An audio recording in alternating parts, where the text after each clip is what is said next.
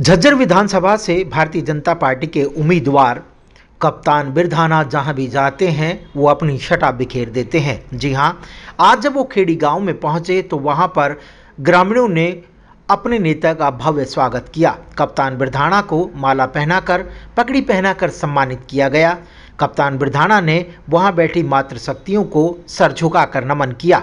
पितातुल्य बुजुर्गों का आशीर्वाद लेकर, युवाओं का साथ लेकर उन्होंने कहा, 15 साल से जिस तरह से यहाँ की विधायक ने झूठ बोलने का काम किया है और पूरे विधानसभा क्षेत्र का नर्क बनाने का काम किया है, उन्होंने कहा पिछले 5 सालों में लगातार वो झूठ बोलने का काम करती रही। साथ ही उन्होंने कहा जो भी भारतीय जनता पार्टी की ग्रांट यानी सरकार के द्वारा जो ग्रांट दी जाती थी उस ग्रांट को भी वो पूरी तरह से विधानसभा में नहीं लगा पाई। उन्होंने कहा बदहाल सड़कें गवा देती है। साथ ही उन्होंने कहा जब वो शिक्षा और स्वास्थ्य मंत्री थी उसके बाद भी यहाँ की ना तो शिक्षा नीति बेहतर हुई ना स्वास्थ्य नीति। यहाँ के बंजर स्कूल गवा देते हैं कि किस तरह से यहाँ की विधायक विफल रही है। अब की बार लोगों ने पूरी तरह मन बना चुके हैं कि अब की बार इस विधायक को उखाड़ फेंकेंगे। और उन्होंने कहा हर हल्के से आवाज़ आती थी, हर विधानसभा से यही आवाज़ आती थी कि अब की बार तीसरी बार भी भारतीय जनता पार्टी की सरकार हरियाणा में बनने जा रही है। उन्होंने कहा कांग्रेस सरकार ने जो लोक लुभावन वादे किए, इस लोक लुभावन वादे में अब की बार सरकार नहीं आने वाली। उन्होंने कहा जब लोकसभा चुनाव थे उन्होंने किस तरह खटाखट 8500 रुपये का वादा किया, 1 लाख रुपए का वादा किया, ये सिर्फ जुमले थे। अब जुमलों में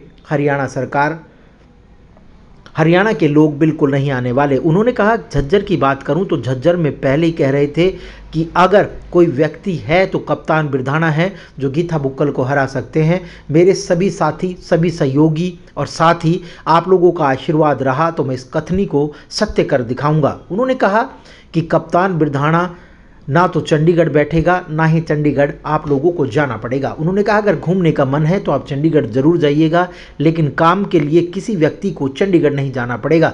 उन्होंने कहा 1 बेडरूम का सेट है, उसी में मैं रहता हूं और आप जब भी आएँ आपको वो दरवाज़ा खुला मिलेगा। उन्होंने कहा जब मैं चेयरमैन था तब भी मैं उसी घर में रहता था और भारतीय जनता पार्टी ही एक ऐसी सरकार है जहाँ पर आम आदमी को उठाकर इस ऊँचाई तक पहुँचाया जाता है। लेकिन अब समय 1 बज गया। 3 घंटे लगातार जो आप लोगों ने इंतजार किया, ये जो जोश आपके बीच में जो है इसको इसी तरह 5 तारीख तक बढ़ाए रखना। और आज आपके बीच में देरी से आया उसके लिए मैं आपसे माफी चाहता हूं क्योंकि उसका भी एक कारण था। एक ये छोटा सा वीडियो है आप लोगों के सामने, मेरी माता बहनें अच्छी तरह समझ पाएंगी, दिखा दियो। 5-5 फुट के पानी में बेचारी मटके लेके आ रही है जब। ये हालात गोरिया के थे। और कल मुझे जाना था, कल नहीं जा पाया, लेकिन कल डीसी साहब से मेरी बात हो गई थी कि वो ड्रेन की जो समस्या थी वहां पर, वो ड्रेन को तोड़वा करके और वो जो गाँव का पानी था वो निकालने का काम किया। और आज जो लोगों की डिमांड थी कि भाइयों का बाजरा है वो खत्म हो गया, तो उसकी प्रॉपर तरीके से गिरदावरी हो और उस पानी का परमानेंट समाधान हो। आप सबको बताने की जरूरत नहीं है, लगातार 17 साल से आपके बीच में हूं, एक गली की समस्या का मुझे पता है। वहां का जो समाधान है वो कोई ज्यादा लंबा चौड़ा काम नहीं है, लेकिन करने की इच्छा शक्ति होनी चाहिए। लेकिन आज गोरिया गांव के लोगों को मैं भरोसा दिला के आया हूं, आपका आशीर्वाद रहेगा तो पहला काम आपका ये होगा कि आगे गोरिया में पानी नहीं रहेगा। इसका जब तक आप समाधान नहीं जान लें तब तक आप उसको कह नहीं सकते कि भाई क्या इसका समाधान हो पाएगा। उनका कोई लंबा चौड़ा समाधान नहीं है, एक ड्रेन बननी है और उनका एक सागर है उसमें पानी जाना है जो आज उसकी प्लांट की वजह से बंद हो गया है। इसलिए गोरिया गांव में और खोड़ा गांव में वहीं से पानी की समस्या रहती है। तो ये बात देखा है और समझ यार उनको आश्वस्त भी कराया भैया थारा पानी अगले साल नहीं आओगे, या मेरी गारंटी है।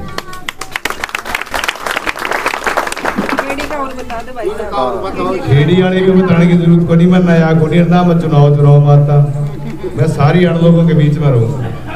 ये बहुत सी जमीन क्या आधी खेड़ी की जमीन जो है वो खराब है और आज तक मुझे देखते हुए कि एक दाना उसमें नहीं हुआ है। लेकिन एक ये जो अपन ने ड्रेन बनाई है, जो पक्का किया है, इसके अंदर सर्विस वाल के साथ साथ इस टोवा का तोड़ने के लिए वर्टिकल ड्रेनेज का जो ट्यूबवेल सिस्टम है, सोलर ट्यूबवेल सिस्टम है, वो जो हमने प्रैक्टिकल किया दुजाना के अंदर, बेरी के अंदर, शेरिया और गोची के अंदर, वही सिस्टम आपके दौड़ में भी हुआ, गोची नवादा में भी हुआ है। वही सिस्टम हम यहाँ पर अप्लाई करके इसे पानी को पूरी तरह निकाल के टोए को तोड़ने का काम करेंगे। ये प्रोजेक्ट लेकर आएंगे, ये आपको वादा करता हूँ। आज वो पहली जमीन आ रही है, आज आपकी जमीन करोड़ों की हो चुकी है और बहुत उपजाऊ ये जमीन है। तो मेरे बुजुर्गों, नौजवान साथियों, एक ही उद्देश्य है, आपके बीच में लगातार 17 साल तक रहा और 2 साल पहले आप सबने आशीर्वाद दिया जिला परिषद का प्रमुख के नाते, लेकिन वहां जिम्मेवारी सिर्फ जिले तक थी। और जो ये बड़ी लड़ाइयां हैं, ये लड़ी जाती है आपकी विधानसभा के अंदर।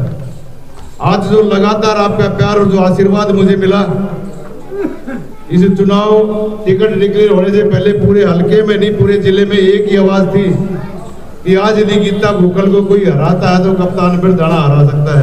यही आवाज,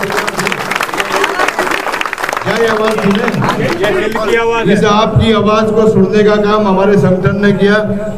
मैं उनका भी तहे दिल से आभारी हूँ, केंद्रीय नेतृत्व का और प्रदेश के नेतृत्व का, क्योंकि लगातार आप लोगों के बीच में रहा। आप मेरे व्यवहार से, मेरे आचार से भी वाकिफ हैं।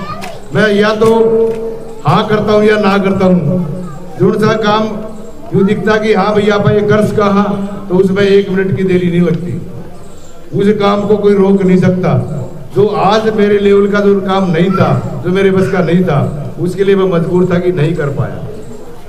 और इस 1 साल में करीब 20 करोड़ रुपए के काम जिला परिषद के माध्यम से आपके पूरे जिले के गांव के अंदर हमने देने का काम किया। और 2 दिन बाद आपकी विधायिका भी आपके बीच में आएगी, जो लगातार 3 बारी विधायक पद को सुशोभित करने का काम किया। 105 करोड़ रुपए तो उसके वैसे ही हो जाते हैं, उसका भी हिसाब ले लियो। उसने 105 करोड़ रुपए कहाँ लगाए। और 25 किलोमीटर के हर साल रास्ते मिलते हैं, चाहे खेत के बनवा लो और चाहे रोड बनवा लो। अरे 25 करोड़ रुपए मुख्यमंत्री भी देके गए थे रोड बनवाने के, आप सबको पता होगा। तो मुझे ये चीजें बताने की जरूरत नहीं है। लगातार 15 साल से आप लोग देखते आ रहे हो, आपको अच्छी तरह पता है। मैं किसी की बुराई करके आगे बढ़ना नहीं चाहता।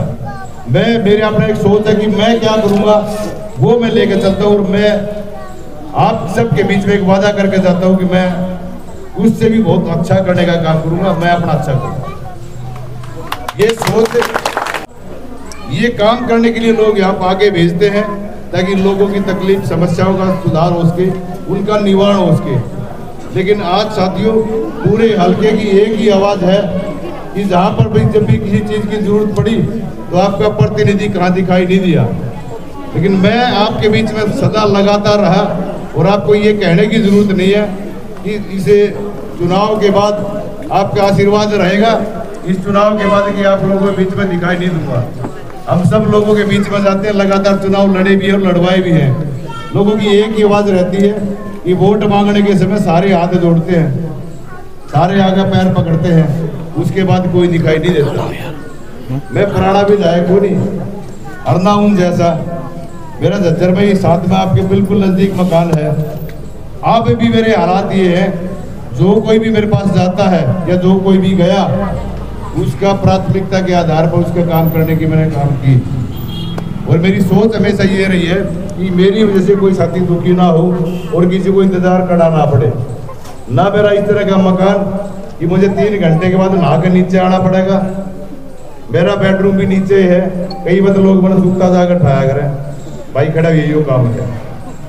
तो इसलिए हम अपना प्रतिनिधि जो 5 साल में एक बार ही मौका मिलता है कि अपना प्रतिनिधि चुनने का काम करें, तो हम उस प्रतिनिधि को चुने जो आपके अपना हो, जो आपके बीच में सदा रहे। ये ना हो कि आपकी वोट लेकर के चंडीगढ़ बैठ के वो ऐसो आराम करे, क्योंकि आपका विधायक है, आपकी समस्याओं का निवारण के लिए बनाया गया है। तो ये इस चीज से तो निश्चिंत रहो कि आपके काम ना होंगे। काम करने के लिए जा रहा ताऊ देवलाल का आया करते, बोला भाई बड़ा विधानसभा में कानून न बनाने जाऊंगा, घास काटने को नहीं जाऊंगा। तो इससे निश्चिंत रहो, एक एक काम, एक एक गांव का आप विकास कराने की सोच लेकर चले हैं और उस काम को पूरा करके दिखाएंगे और आपको एक एहसास कराने का काम करेंगे कि वाकई में सही मायने में जनता का जो प्रतिनिधि होता है वो इस तरह का होता है।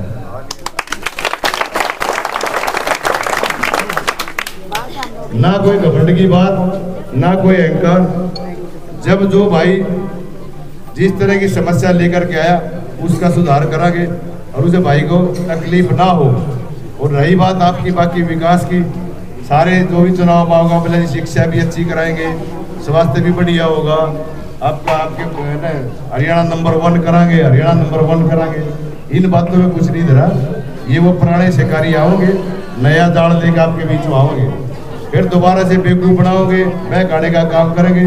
जिस तरह लोकसभा चुनाव के अंदर 8,500 रुपये पेंशन देंगे, 1 लाख रुपए घर के मुखिया न जाएंगे, आगे होंगे सारी आगे।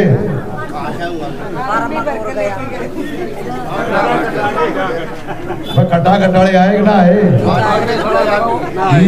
के मैं नया एजेंडा लेकर आऊंगे। लेकिन इनकी कभी सोच नहीं रही कि आप लोगों का विकास हो।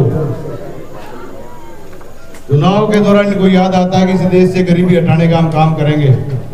और ये जुमला जब मैं छोटा सा था ना, 70 में जन्म हुआ था, इंदिरा गांधी से लेकर लगातार राहुल गांधी तक सुनने का काम किया है कि भाई देश से गरीबी हटाने का काम करेंगे। लेकिन सही मायने में जी किसी ने गरीब की सोचने के काम किए, उसको ऊपर उठाने का काम किया, तो 2014 के बाद माननीय प्रधानमंत्री नरेंद्र मोदी जी को आप लोगों ने मौका दिया गरीब से गरीब को लेकर के और किसान तक किस तरह आगे बढ़े वो नीतियां बनाने का काम किया। चाहे वो हर घर सिलेंडर की बात हो, हर घर शौचालय की बात हो, आयुष्मान कार्ड के तहत 5 लाख का इलाज हो, किसान को सम्मान निधि 6,000 रुपये महीने की देने की बात हो, 14% उसकी MSP बिकवाने की बात हो, और आज जो 15 लाख की बात भाई मास्टर जी को मैं थे, आज 15 लाख मोदी जी ने दे दिए। बूढ़ा बुढ़िया के 5-5 लाख रुपए का आयुष्मान कार्ड अलग से और BPL परिवार का 5 लाख अलग से। मतलब एक परिवार में यदि बूढ़ा बुढ़ी है, BPL परिवार है, तो 15 लाख रुपए उसके खाते में यूं मान के चलो कभी भी जाकर किसी अस्पताल जाकर वो इलाज करा सकते। ये सबसे बड़ी सुविधा।